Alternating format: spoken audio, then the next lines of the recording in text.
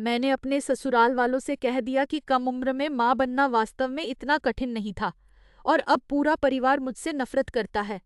मैं 20 साल की हूँ और मेरा बॉयफ्रेंड तीखा है। हमारा एक प्यारा सा 4 साल का बच्चा है। अब उसके माता पिता नस्लभेदी हैं और इस बात से बेहद परेशान थे कि उनका बच्चा अश्वेत होने वाला है। संक्षेप में कहूँ तो हमने उनसे सारे रिश्ते पूरी तरह तोड़ लिए, लेकिन परिवार के बाकी लोग बहुत अच्छे हैं, या कम से कम मुझे ऐसा ही लगा था। हाल ही में एक दावत के दौरान उसकी दादी ने उसके माता पिता की बात छेड़ी।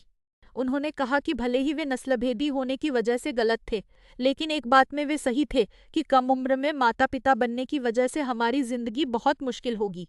सबने सिर हिलाकर सहमति जताई। मैंने नहीं। मैं बोली, असल में हमारी जिंदगी बहुत अच्छी है। मेरे लिए कम उम्र में माँ बनना किसी और उम्र में माँ बनने से ज्यादा मुश्किल नहीं था। वहां सन्नाटा छा गया। सब दंग रह गए। तभी उसकी बहन, जो खुद कम उम्र में माँ बनी थी, खड़ी हो गई। वह अपनी भजास निकालने लगी कि उसकी जिंदगी कितनी दुखी थी। वह अपनी पढ़ाई पूरी नहीं कर पाई और काम करना उसके लिए कितना मुश्किल था। बात यह है कि उसने अपनी पूरी जिंदगी में अपने बच्चे को सिर्फ 6 बार देखा है। वह देश के दूसरे कोने में अपने पिता के साथ रहता है। मैंने उसे याद दिलाया कि मैंने समय से पहले हाई स्कूल पास कर लिया था, मेरी एक स्थिर नौकरी है और मुझे बहुत अच्छा सहयोग मिला।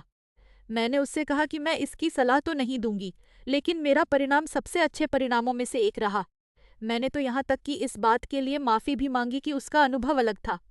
तभी हंगामा शुरू हो गया। वह फूट फूट कर रोने लगी। उसके दादा दादी ने मुझे बेरहम कहा। अब परिवार में बड़ी दरार आ गई है। क्या मैं वाकई यहाँ गलत हूँ?